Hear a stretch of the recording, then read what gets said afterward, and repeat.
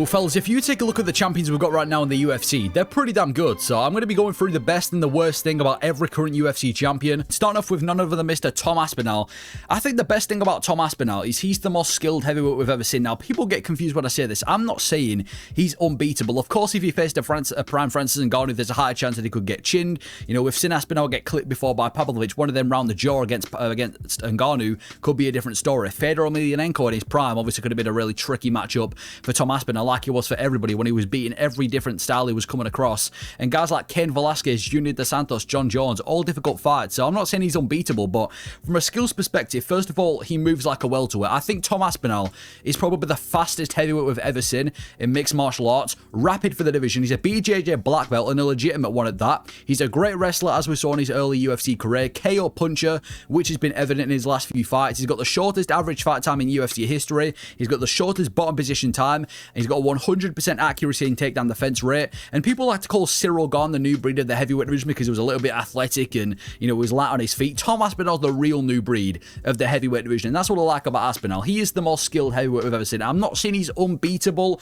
I'm not saying he'd be favored against every heavyweight in history. But from a skills perspective, everything taken into account, I think he is the most skilled heavyweight we've ever seen and potentially the start of a new era. The worst thing about Aspinall is that there's no competition for him in his division. The biggest threats we've had to Aspinall in the last few years have been Francis Ngannou and John Jones. And Ngannou, obviously, after beating Cyril Gane, kind of parted ways with the UFC, went to go and have a boxing match with Fury and Joshua, and then went over to PFL, obviously no longer an option for Tom Aspinall. And John Jones, well, it's pretty evident the guy ducked Tom Aspinall, ran from Aspinall for a couple of months until he vacated the belt. And for the rest of the division, I mean, there isn't really any threats. He's now booked to fight Cyril Gane, but Cyril Gane's been subbed by John. He was out-wrestled by Francis. He robbed Alexander Volkanovski in his most recent fight, and his best win is Sergey Spivak. I think Aspinall subbed Cyril Gane pretty easily. Even guys like Gelton Almeida, he's been finished by Curtis Blades. He had no moments with Derek Lewis for 25 minutes, and he was losing to Sergey Spivak when they fought in his most recent fight. He has 0 top 7 wins as of right now, and there's nobody else really for Tom Aspinall.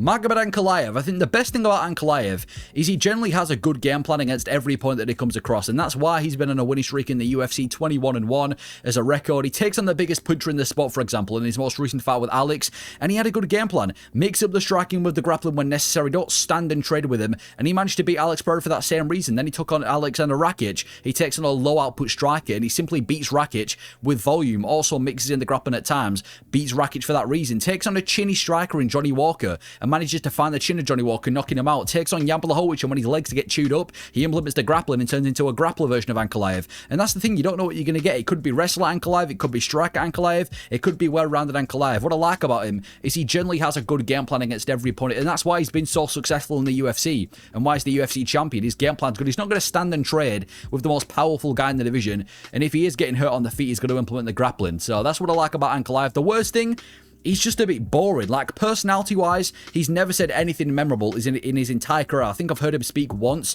He didn't really promote himself at all. He became the champion, then dipped it on Twitter. It's all Ali Abdelaziz controlling his account. And it's no surprise that Ankalaev doesn't really have a personality. He just seems to be this void of a human being who happens to be good at fighting. And even his fighting style as well isn't visually appealing. He held Alex Pereira against the cage. Again, it was a good game plan. I'm not blaming him for it, but it wasn't visually appealing. The fight with Rakic, nothing happened across 15 minutes. The fight with Jan Blachowicz, apart from him getting his legs chewed up, nothing really took place. So he's hard to rally behind. He's not really exciting, and he hasn't really got a fun style. So for Magomed Ankalaev, I just think he's a bit boring for a UFC champion, which is the biggest critique I can give to Ankalaev. Dricus Du Plessis.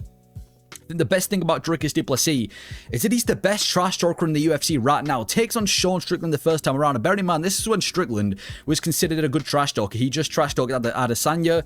Strickland was considered a good trash talker. And Strickland was dishing it out to Dricus Du Plessis. And the second that Dricus was dishing it back to Strickland, he absolutely cooked him. Strickland was raging. He was fuming. He got completely done by Dricus in the press conference. Then we have Adesanya. Does the same thing. Starts dishing it out to Adesanya. Adesanya starts crashing out. Actually started crying in the press conference against Dricus Du Plessis. He got done that badly. Even in the rematch with Strickland, he cooked Strickland again in that press conference. And then you look on Twitter as well, on social media, he's already been flaming Chimaev in the build-up to this Chimaev fight. He's got one of the best Twitter accounts on Twitter right now, and that's one of the main reasons I can't wait to see the fight with Chimaev. It ain't even for the fight itself, is because I can only imagine how badly he's going to do Chimaev in the press conference. It's going to be a 10-8 in the press conference for Dricus Du Plessis. So he is the best trash talker in the UFC, is Dricus. Every time you put him in a press conference, he's always winning. He is the king of verbal exchanges, and that's what I love about Dricus. The worst thing is it's kind of hard to rally behind a guy with such a goofy style. Like in his most recent fight with Chimaev, I've said this is a 50-50 fight. The reason it's 50-50, I mean, first of all, with Chimaev, he's undefeated, he's a scary submission artist, and he's a terrifying wrestler, whereas DDP, it's kind of like Tom and Jerry. Like, you look at his record in the UFC, nearly finished by Brad Tavares, nearly TKO'd by Darren Till, out-wrestled by Brunson, arguably lost to Strickland, was losing to Adesanya. Every single one of his fights, nearly, Dricus ends up looking like he's losing the fight, whether it be on the feet or in the ground exchanges. He doesn't look like he should be in there with the guys that he's facing, and then he manages to pull off a massive win or a massive finish out of nowhere, so it's hard to rally behind him.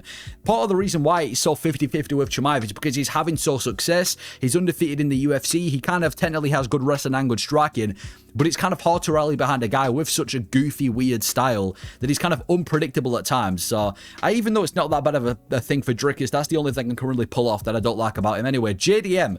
The best part about JDM is that he is the most entertaining welterweight champion we've had in a decade. You look at the welterweight title lineage over the last few years, Belal Muhammad was boring, Leon Edwards was boring, Usman was alright, the first half of his title run was quite boring, and Tyron Woodley was also boring. JDM's had one title fight, and he's already been a fight of the year contender against Belal Muhammad. He walks forward, picks people apart with the boxing, imposes his game plan.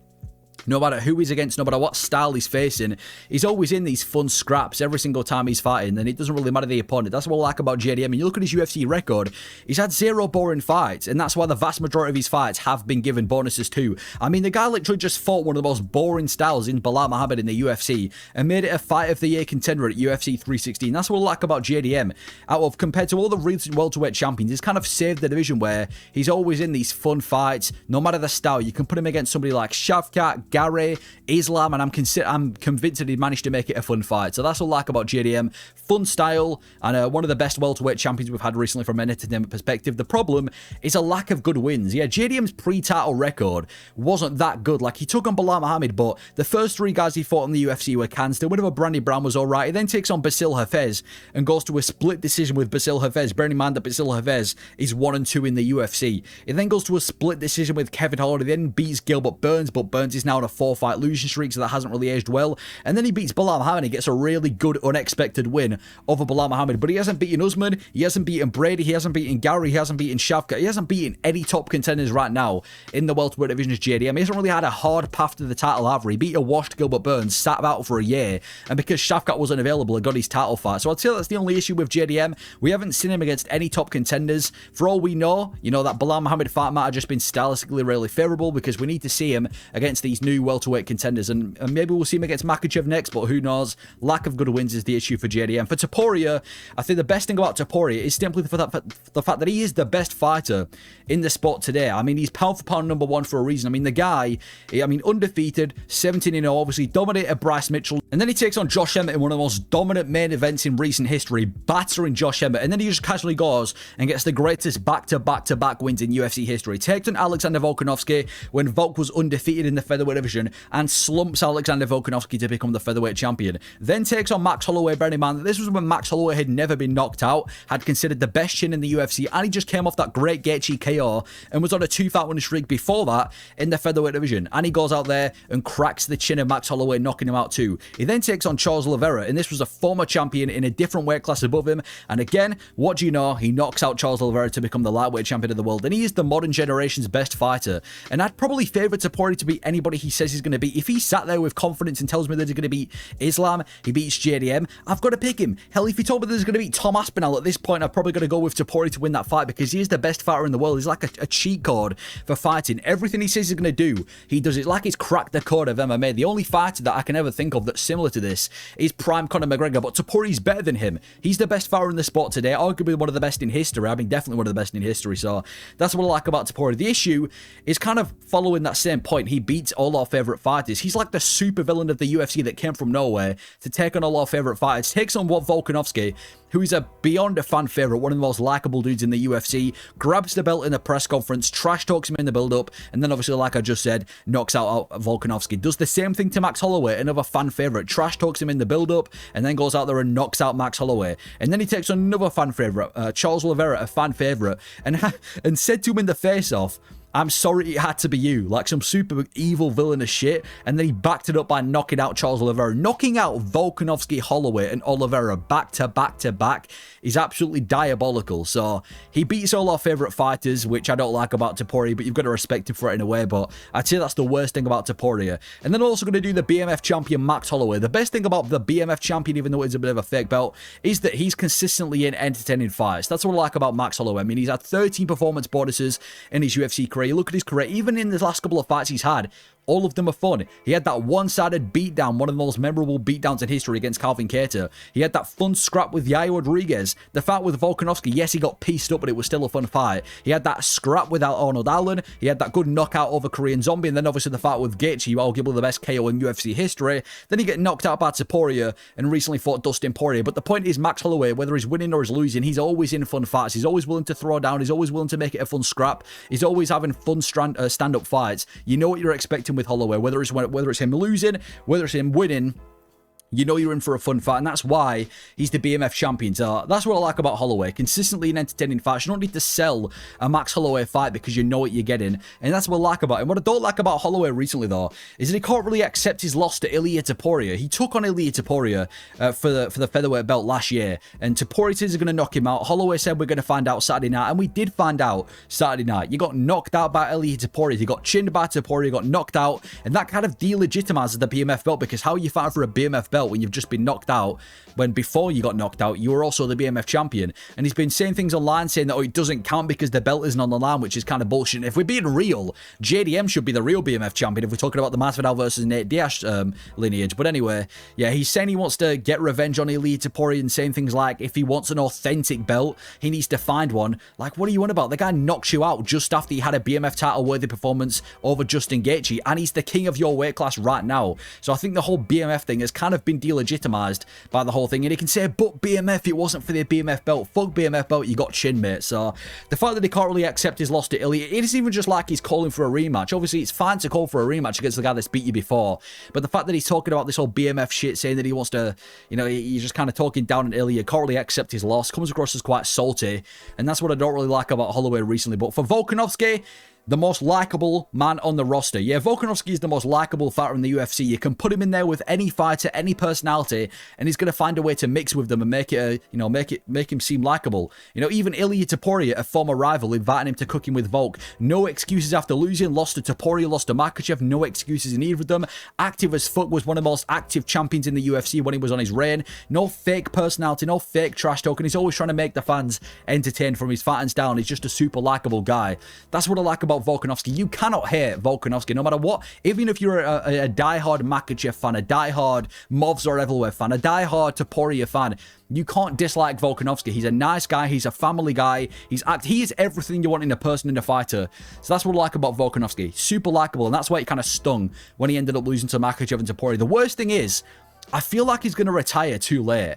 Volkanovski gives me vibes that he's very obsessed with MMA, like too obsessed. Like when he took on Makhachev the second time around, he got knocked out by Makhachev, obviously. In the post-fight interview he had against after losing to Makhachev, it was kind of dark. Like he was saying things like it's doing my head in by not fighting. I need to keep busy. I need to be in camp or I'm going to do my head in. It was quite concerning, some of the things that Volkanovski was going to come out with after he lost to Makhachev. And it was kind of dark. And then 4 months after that, he ends up taking on Topuria, gets knocked out by Ilia Topuria. And obviously now he's the featherweight champion. Everything's great for him as the champion again.